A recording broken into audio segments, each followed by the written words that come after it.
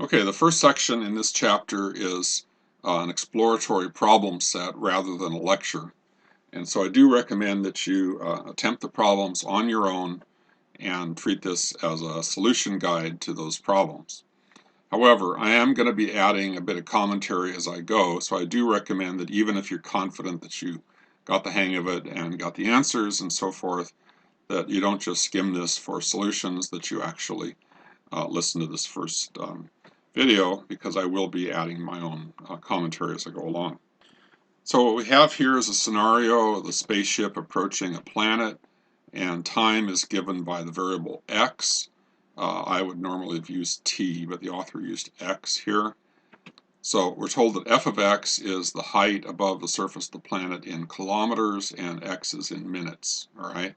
So this is in kilometers, and x itself is in minutes. And it gives you a graph in the text, and it then says confirm that. So first of all, let's graph it. All right. Let's look at that in GeoGebra. Okay, I simply entered the function x squared minus 8x plus 18, and we see it's a parabola. It's at its minimum when x is 4 minutes. So the timing was started when the retro rockets were fired to slow down the motion of this spaceship. And so as it approaches the surface, it's slowing down. It reaches a minimum of 2, which we'd interpret as 2 kilometers, and then it starts increasing in height again as we go over. Okay, so we're coming downhill here. We finally reach the bottom and start going back up at this point. So this spaceship never actually touches the surface.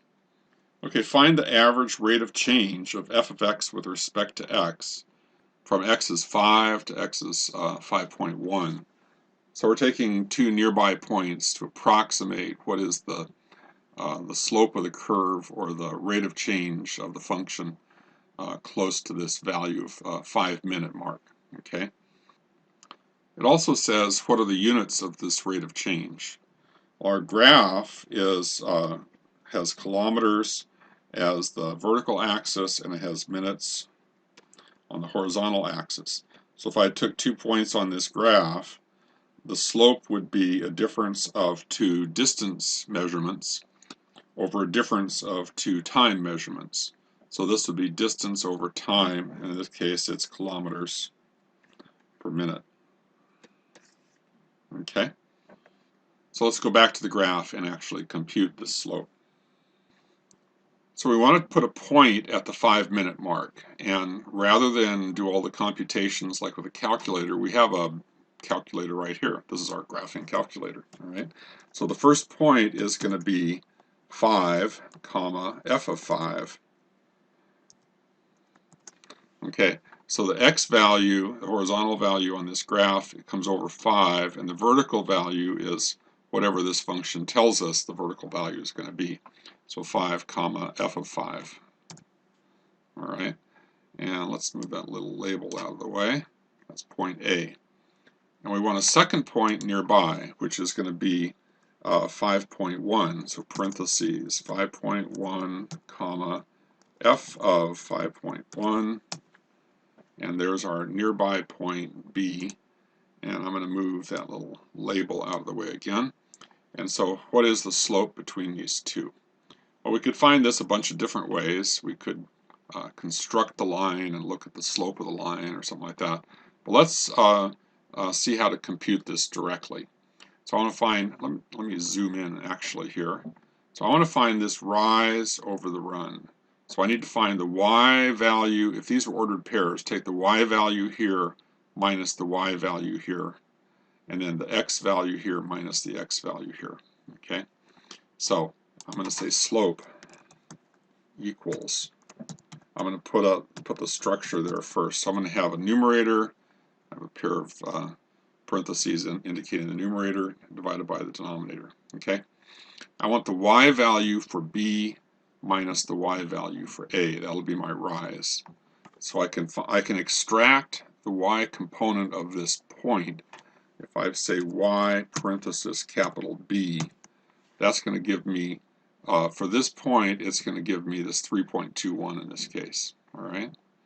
Then I say minus y parenthesis A. All right.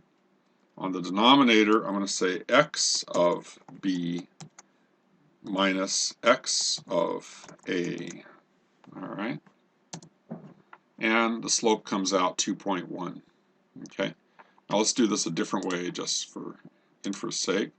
If I put the line in there, and if I put the line into y equals mx plus b form, I could look at the slope right there as the coefficient of x is 2.1. So that's another way to do it. Okay? But we're not doing it that way. We already did it this way. So let's go back to our questions here. So the rate of change between these two nearby points is 2.1 kilometers per minute. Okay. Okay, question 3 is a little different than what we've done before. We've taken the slope calculated between two fixed points. We've taken the slope where this variable is taken like a whole bunch of individual points, and we created a table. In this case, we're going to just leave it as x. We're going to find the slope between when the time is x compared to when the time is 5, and assign that to a function and create an average slope function here called r of x. So that's the agenda. Let's look at this in GeoGebra. So what we're doing is we're taking a point anywhere on this curve, and we're saying what's the average rate of change computed between that point and point A. So for instance, when it's right about here, notice that these are on a level, and so the rate of change, it would be sort of like finding what's the slope of the line connecting these 2 points. So there it ought to be 0. Here we're going downhill, so it ought to be negative. Here it's uphill, so it should be positive. But here it's even more positive. It's sloped higher uphill, and so it's going to get more positive as we go on.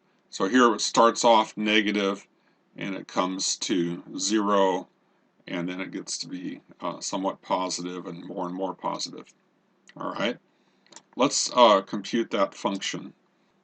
So if r of x is equal to, now I'm going to take the rise over the run from, this is my point where the time is x, it's variable, and here's the point where the time is 5. All right.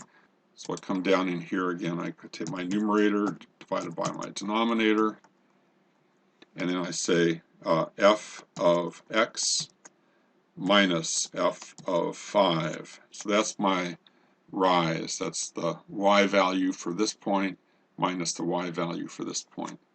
Come over in the denominator and take x minus 5. All right. So we see that we're leaving x in the function, and so r will be a function of x. All right. And our rate function, our average rate function, turns out to be a straight line. That's interesting. Let's change the color here because I want to be able to see these two graphs mean very different things. This graph means what is my height above the surface of the planet as a function of time. This graph is what is the average rate between this point and this point as I vary this point, since that's a variable point. The x coordinate here would be just the variable x, and the y coordinate is given by f of x, but the slope between these two would be the average rate of change over there. Okay. By the way, notice where we said that when it comes right here, notice the r function, the average rate between here and here is 0. And notice that it's negative anywhere prior to that. This slope here is negative. And after that point, notice the slope is positive and getting increasingly positive as I bring this further up here. Okay. And so if I come right down to this point itself, I would expect that the slope function here would give me the slope of this tangent line maybe. Well, we're getting to that point. Let's see what happens. Okay, let's go back to the questions. Okay, what feature do you notice in the graph of r of x when x is 5, and then show that r of 5 takes the indeterminate form 0 over 0? We can show that right off. Look at the function for r of x. When x is 5, we have 5 minus 5 is 0 in the denominator. But we have f of 5 minus f of 5 in the numerator, which is again 0. So we would expect that in the graph we would have a missing point. And so let's go back to GeoGebra and see if we actually have a missing point in that function. Okay, let's come down here to the input bar and let's look at r of 5 and see what we get. And we get this number b, which is undefined. If we look at the definition of b, that is in fact r of 5. Okay? So we verify that there's a hole in this line. We can't see it visually, but there's no value for this function at that one point. Pretty much as we expected. Okay, simplify the expression for r of x by factoring and canceling, and then find the derivative of f at 5 by taking the limit as x approaches 5. So by simplifying this before we do the division, can we actually eliminate that indeterminate form? That's the key. Well, let's actually plug the numbers in here. Our f of x, if we recall, is x squared minus 8x plus 18. And so f of x minus f of 5 would be x squared minus 8x plus 18 minus 5 squared minus 5 times 8 is 40 plus 18 over x minus 5. Okay, 25 minus 40 plus 18. Let's use a calculator. So 25 minus 40 plus 18, we get 3. So here we have x squared minus 8x plus 18 minus 3. Here's the minus, and this is a positive 3. 18 minus 3 is plus 15. And the question is this factorable? I think it might be. In fact, the only hope of this simplifying is if one of the factors is x minus 5. So let's try that out, x minus 5. So this would have to be x, and this would have to be a 3. And to get a plus 15, these would have to both be negative. So minus 5 times minus 3 is plus 15. And here's a minus 5x minus 3x is minus 8x. Now, notice this cancels, and we have x minus 3. Okay? And so what if we evaluate this when x equals 5? So if I evaluate this, so r of 5 should be 5 minus 3 is 2. So there's a hole in r of 5, but we're going to define r of 5 to be this value, which is the simplified form. We figured out the location of the hole, and we're plugging it. And so we're going to put in a 2 there. So remember when we did the slope between 5 and 5.1, it came out 2.1. And so if we got closer, we might get closer and closer to this, which we can interpret as our limiting value. Okay? What physical quantity does the derivative represent? Well, remember our units were kilometers per minute. And so 2 kilometers per minute would be a speed. And so when the time is 5 minutes, then the speed of the spacecraft would be 2 kilometers per minute. Okay, find the equation of a linear function containing the point 5, comma, f of 5. And we've just seen, by the way, that f of 5 is 3. Let's just write that down. So we're looking at the point 5, 3. And having the slope equal to the derivative just computed. So that the case where we took the limiting situation by canceling everything first and then evaluating, we got the slope was 2. So how do we find the equation of a line containing this point whose slope is 2? Well, there's a number of ways of doing it. Let's just do it this way. If I took y equals mx plus b, I know the slope already. Okay, so if I plug in 5, 3 for my x and my y, I can evaluate that for b. Okay, so if x is 5, then y is 3. So 2 times 5 is 10. If I subtract 10 here, 3 minus 10 is minus 7. And therefore, the line should be y is equal to 2x minus 7. So let's plot this line on the graph and see what it looks like. So I'm going to come down here and I'm going to simply say y equals 2x minus 7. And look what we have. Let's see, point C is not really, it's sort of a distraction at the moment. And in fact, R is a distraction at the moment.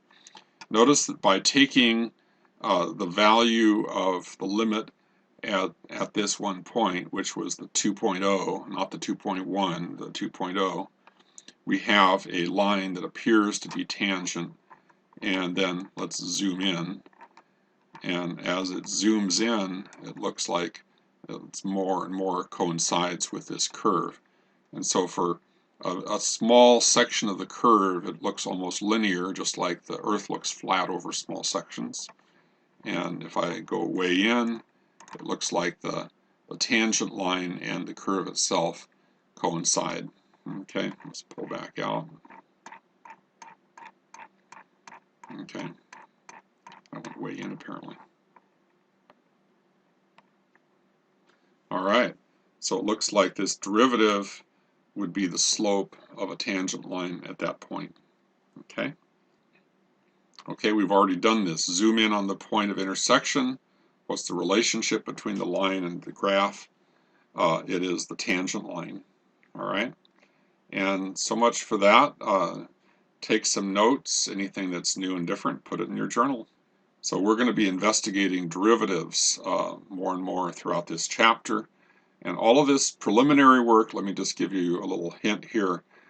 There's a whole lot more mess and confusion in the preliminary work than once we get the solutions. Once we see how to find derivatives, it's going to be a piece of cake.